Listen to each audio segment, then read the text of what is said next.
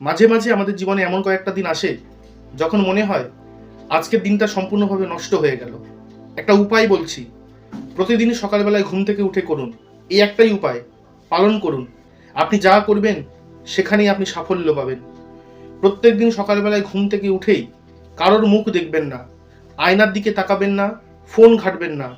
প্রথমেই কি করবেন, নিজের দুটো হাত নিয়ে আপনার চোখের সামনে রাখবেন এবং চোখ খুলে দুটো হাতের তালুকে ভালো করে লক্ষ্য করবেন। বেশ কিছুক্ষণ দুটো হাতের তালুকে ভালো করে লক্ষ্য করার পর সেই হাতটা গায়ের মধ্যে বুলিয়ে নিন, মাথা থেকে শুরু করে গোটা গায়ের মধ্যে বুলিয়ে নিন এবং নাকের যে ছিদ্র রয়েছে লক্ষ্য করুন কোন ছিদ্র থেকে শ্বাস প্রশ্বাস হচ্ছে।